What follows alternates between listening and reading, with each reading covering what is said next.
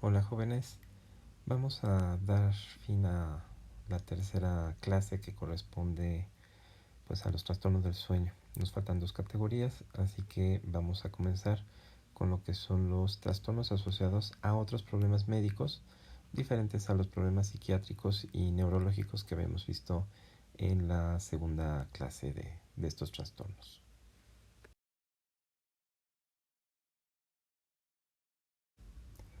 Y bueno, pues la primera es la enfermedad del sueño, así es como se conoce, o también como enfermedad africana del sueño. Esta básicamente es transmitida por un vector, es una mosca, la mosca tsetse, que se encuentra básicamente en el continente africano. Lo que transmite esta mosca es un protozoario llamado Trypanosoma brucei. Hay dos categorías, la gambiense y rhodesiense, de las cuales, bueno, la más frecuente y problemática es la gambiense, la más extendida. La rodiense nada más afecta a una región muy pequeñita de África. Y bueno, la consecuencia es que produce una somnolencia excesiva, lo cual pues es realmente el verdadero problema. Y bueno, pues lo que se atiende en este caso a través de medicamentos es pues tratar de atacar a este protozoario para poderlo destruir y bueno, la persona quede eh, pues sana.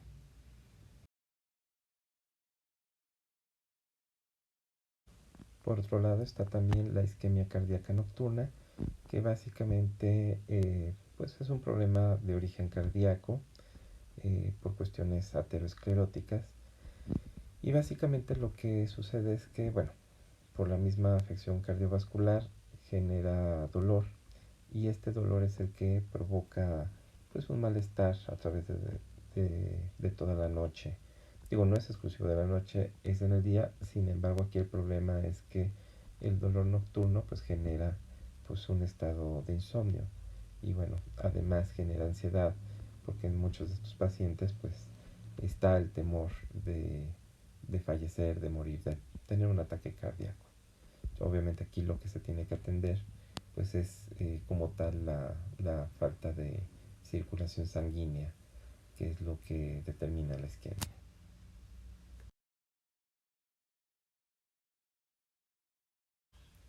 Ahora tenemos el caso de la llamada EPOC o enfermedad pulmonar obstructiva crónica, que bueno, pues es una enfermedad que sí se considera pues delicada, es una enfermedad respiratoria grave, en donde pues obviamente la persona no puede pues hacer una correcta transferencia de oxígeno y dióxido de carbono de su cuerpo, lo cual pues reduce la eficiencia pues pulmonar. Esto pues también genera problemas graves a niveles cardiovasculares. Sin embargo, bueno, aquí la alteración del sueño que se genera es que como frecuentemente se tose y se tiene un dolor también de pecho, pues esto irrumpe el ciclo de sueño. Entonces queda un sueño muy superficial, suele haber ataques, digamos, de tos durante la noche y eso pues impide pues un correcto ciclo, bueno, que se llegue a profundidad, se llegue a etapa 3 etapa 4 queda un sueño pues realmente solamente sueño de ondas lentas 1 y 2 y bueno pues se reduce la eficiencia del sueño amor. De igual manera aquí lo que se tiene que atender pues es como tal la época.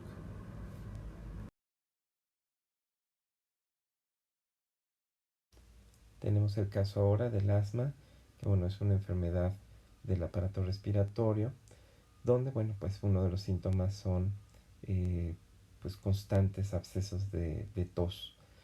Particularmente los ataques asmáticos suelen presentarse en la noche, son más frecuentes y eso pues precisamente interrumpe la capacidad de poder dormir. Además pues uno de los principales medicamentos que se ocupa, que es el salbutamol, pues también genera otros efectos psicotrópicos. Eh, se vuelve un activador, un excitador del sistema nervioso y entonces pues también eso modifica el ciclo de sueño. Entonces, bueno, el asma como tal, ya sin el medicamento, pues sí genera una reducción del tiempo total de sueño, genera muchos despertares y bueno, pues obviamente no se alcanza a llegar a las etapas profundas del sueño de ondas lentas y bueno, eso genera irrupciones en, en el sueño amor.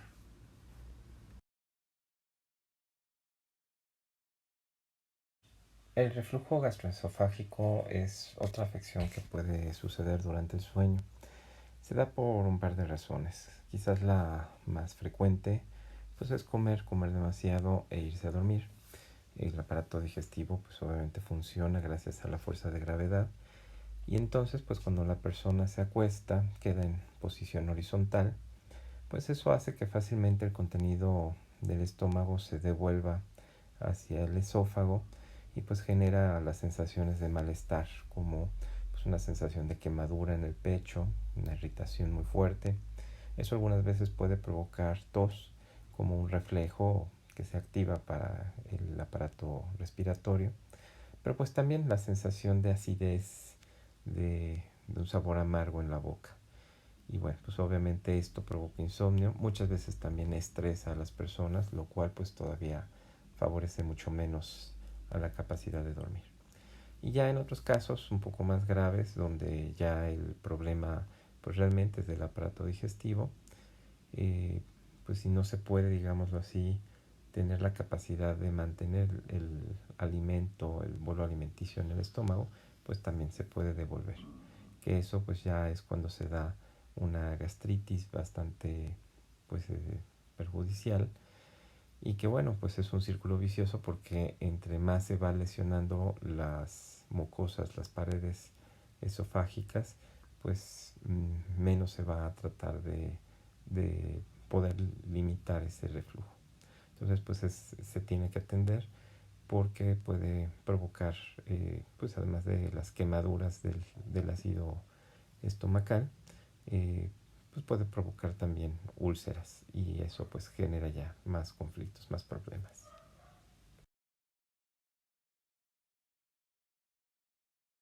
Y bueno, como señalaba en el caso anterior, el caso pues más pues patológico se puede decir es cuando ya se presenta esta úlcera péptica, que es ya la quemadura por parte de los ácidos estomacales pues en las mucosas del aparato digestivo. En este caso, pues los sangrados constantes bueno, que pueden provocar también otra clase de lesiones, van a generar pues un estado de dolor y este estado de dolor, de malestar, pues provoca también pues un estado de insomnio. Entonces, lo que sucede es que el sueño se fragmenta, hay muchos despertares nocturnos, precisamente por esta sensación de dolor, además de la correspondiente ansiedad que provoca el tener el malestar. Obviamente aquí lo que se necesita es atender la úlcera.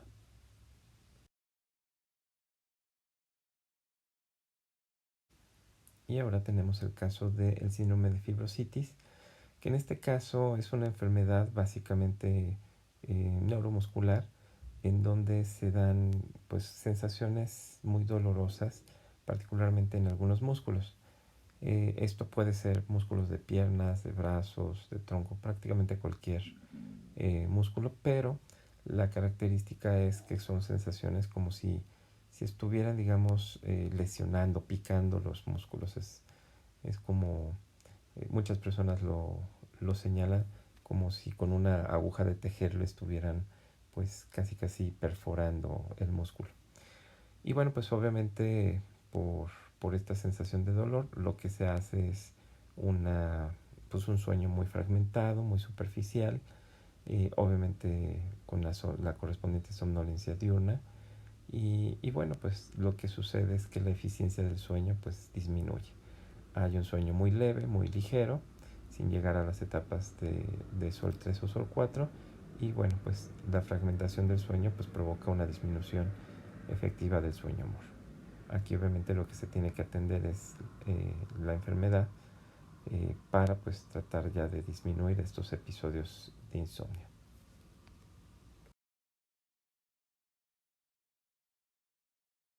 Y vamos por fin a la última categoría, que son los trastornos del sueño propuestos. Es decir, son aquellos trastornos que aún no se consideran pues, ni como disomnias, ni parasomnias, ni otra clase de fenómenos, pero que bueno, se han identificado como tales.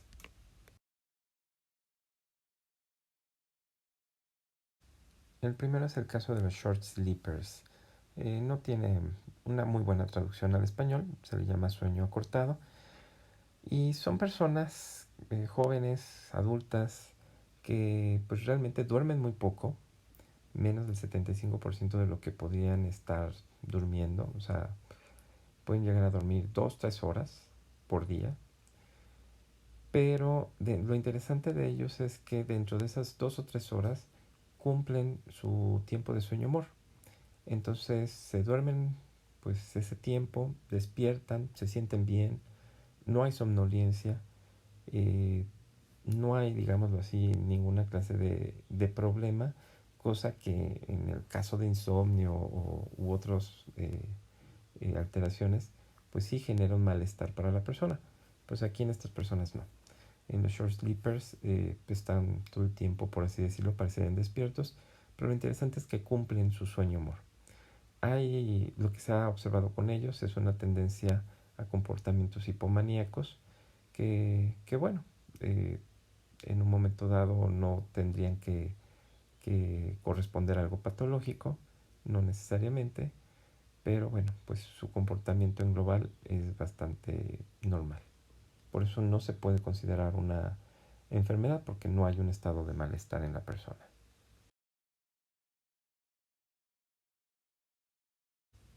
También tenemos el lado contrario de los short sleepers, que son los de sueño prolongado. Son personas que tienen patrones desde la infancia de ir durmiendo 10, 11 horas, pero pues su distribución de etapas de sueño se mantiene constante a lo largo de toda su vida.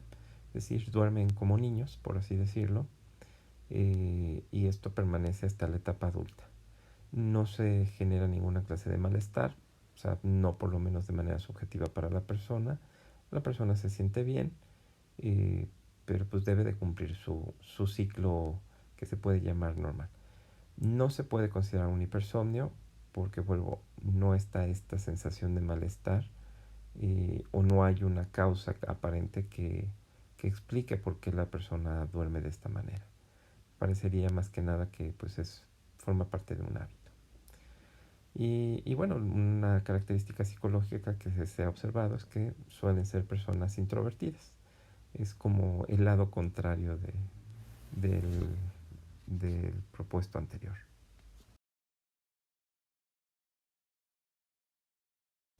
Tenemos ahora el caso del síndrome de subvigilia, que bueno, se genera en personas que su ciclo es, se puede decir, normal, su distribución de etapas de sueño son normales, pero durante el día no es que tengan somnolencia, no es el caso, sino que como que están ligeramente idos.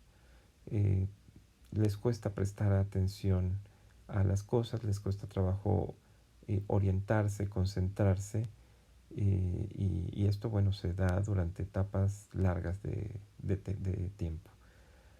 O sea, la persona está como que eh, en otro mundo. Le diríamos que sueña despierto, por así decirlo. Pero vuelvo, no es una característica de somnolencia. Simplemente la vigilancia está disminuida. Bueno, en algunos casos se ha vinculado a este síndrome como un caso de hipersomnio idiopático, sin embargo no cubre todos los requisitos y también se puede considerar que podría haber una alteración neurológica psiquiátrica detrás, sin embargo no se ha podido determinar exactamente cuál es, si así fuera el caso.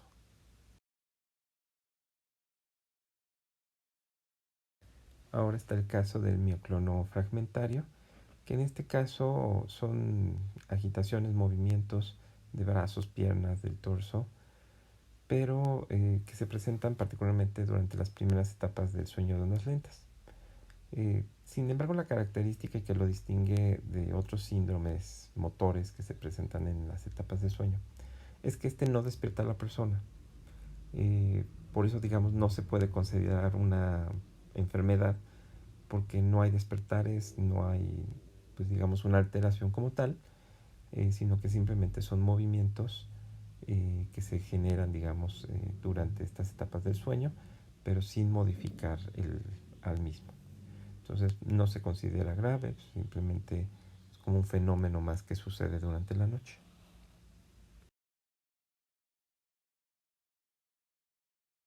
Ahora toca el caso de la hiperhidrosis del sueño, que en este caso suele presentarse en personas que tienen fiebre durante la noche, por eso también el nombre de sudores nocturnos.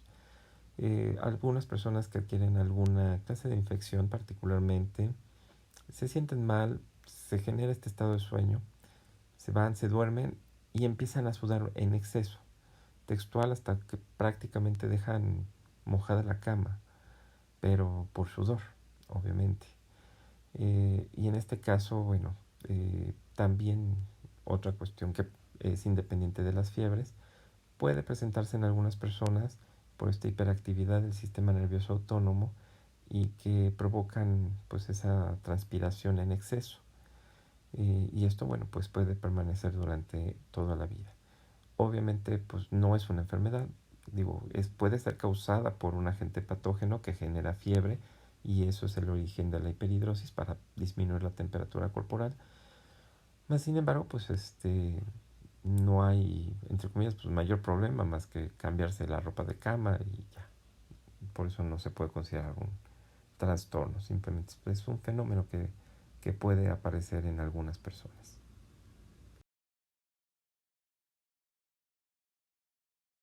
Luego tenemos otra alteración que es el trastorno del sueño asociado a la menstruación, que se puede dividir en tres. El primer caso es el insomnio premenstrual, que es un caso donde, pues antes del periodo menstrual, particularmente 7 días antes del inicio del periodo, pues puede haber un estado de insomnio. Disminuye la eficiencia, se ha visto como que aumentan el sueño de ondas lentas, disminuye ligeramente el sueño MOR, sin ser patológico, pero pues suele aparecer también con algunos despertares nocturnos. Está el lado contrario, que es el hipersomnio premenstrual. En algunas mujeres pues se da también este estado de dormir mucho, eh, pero sin esta capacidad de eficiencia de este sueño. O sea, se despiertan también cansadas, como ansiosas, y con ese estado de malestar que determina un hipersomnio. Y tenemos el caso del insomnio menopáusico, que se da ya cuando se da el cese de los ciclos menstruales y por la caída abrupta de las hormonas sexuales, pues también va a provocar estos estados de insomnio. Muchas veces están ligados también a los cambios de temperatura bueno, se vinculan a la menopausia. Entonces, entre estas dos alteraciones, tanto el insomnio como la alteración de la temperatura, pues sí generan que la mujer reporte un malestar de manera subjetiva eh, de su sentir durante las horas de la noche.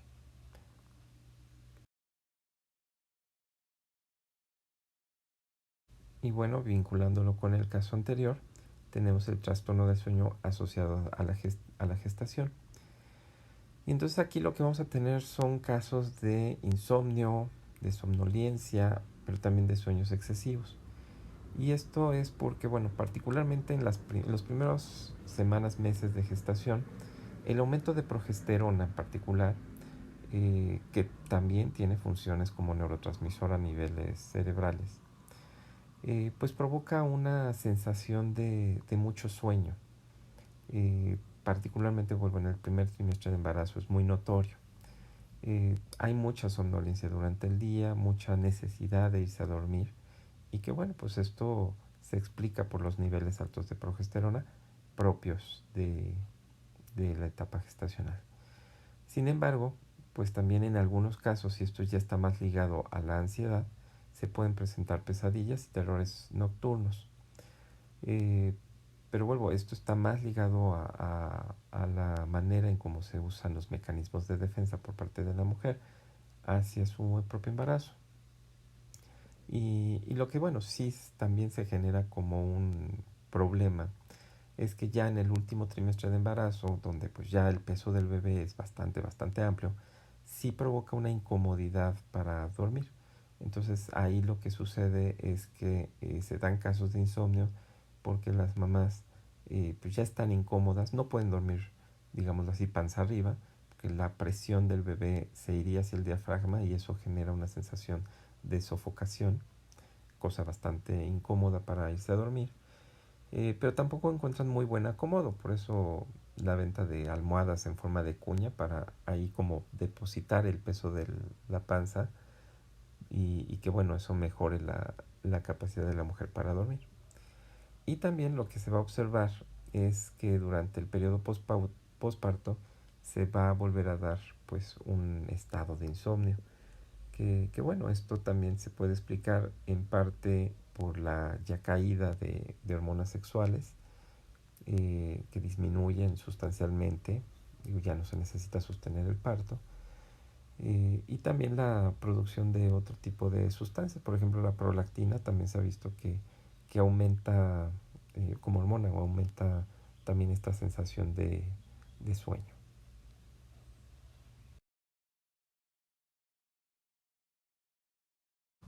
Vamos ahora al caso de las alucinaciones hipnagógicas terroríficas, que bueno, son estas alucinaciones que se presentan cuando una persona se va a quedar dormida. Sin embargo, tienen el componente de ser, pues, de generar un malestar emocional bastante fuerte. Se califican como terror. Eh, Suele aparecer particularmente como parte de los síntomas de las personas con narcolepsia, que recordemos ahí se vuelven síntoma, y que junto con la parálisis del sueño, pues provocan una sensación pues bastante desagradable. De ahí que algunos los vinculen con abducciones extraterrestres o desprendimientos astrales, porque subjetivamente se califican como feas, malas, aterrorizantes. Sin embargo, bueno, pues no se puede considerar como tal pues una patología, un, es el malestar que provoca lo que las personas reportan, pero bueno, no necesariamente implique una alteración del sueño.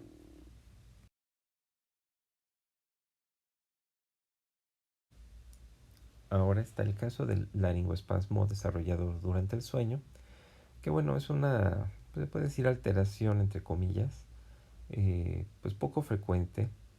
Eh, Se puede decir que se activa el reflejo eh, como una parte del reflejo de deglución, en donde la epiglotis tapa las vías respiratorias como si estuviéramos tragando algo, pero pues obviamente no se abre. Y eso pues provoca un estado de sofocación que despierta a la persona con esta sensación, este sentido de angustia por no poder respirar. Entonces es algo, por así decirlo, poco frecuente, pero cuando llega a suceder, despierta a la persona pues, en un estado alterado, eh, prácticamente se levanta él solo, pues, porque tiene, digamos, miedo de que no estaba respirando. Entonces, esto simplemente eh, puede durar segundos, minutos, hasta que, bueno, de nuevo se da la relajación de los músculos de la laringe y pues la persona puede pues volver a respirar sin mayor dificultad. En un momento dado esto se puede ayudar bebiendo agua.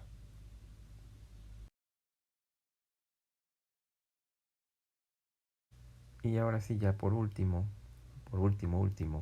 el síndrome de ahogo durante el sueño, que pues tampoco se puede llamar una patología porque es simplemente un estado de emocional, de miedo, de ansiedad, de angustia, a que la persona siente que se puede morir durante el sueño ahogado. Eh, Puede llegar a venir con otras alteraciones, por ejemplo, personas adultas mayores pueden llegar a presentar este tipo de alteración. Se puede presentar en estados de angustia, de ansiedad, de estrés. Sin embargo, bueno, aquí lo que lo identifica es que provoca un malestar en el sueño. Es básicamente la característica de este síndrome. Y bueno, pues ya para terminar, hasta aquí concluimos con la revisión de la clase número 3 sobre trastornos del sueño. Por favor, revisen sus contenidos. La presentación está en la plataforma. Muchas gracias y posteriormente veremos la forma de evaluación.